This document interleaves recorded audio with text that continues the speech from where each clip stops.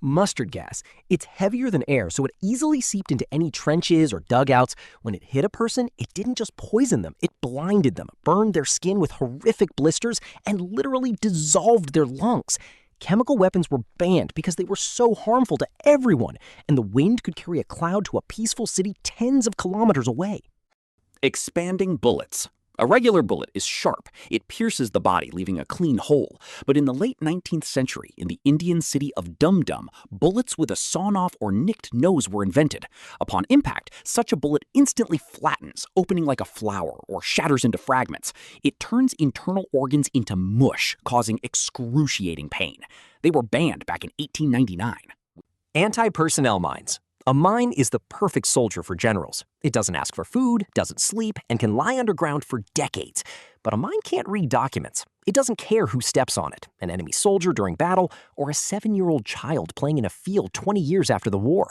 Because they primarily maim civilians already in peacetime, they were banned by the Ottawa Convention in 1997.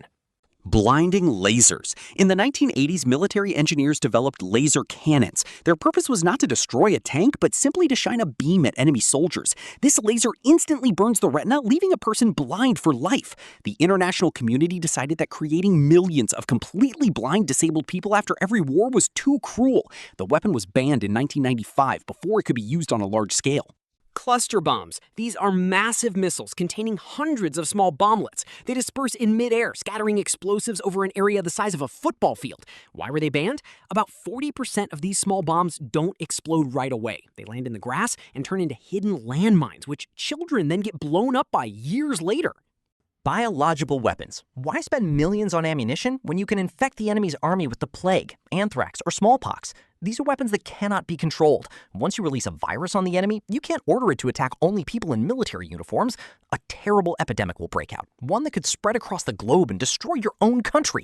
In 1972, they banned it for good. Unremovable shrapnel.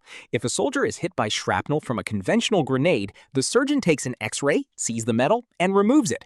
But someone came up with the idea of making mines out of plastic or glass. When they explode, they shatter into thousands of microscopic, transparent fragments. X-rays simply can't detect them. Doctors are physically unable to locate them in the body, which condemns the wounded to horrific infections and agony. They were banned in 1980. Napalm.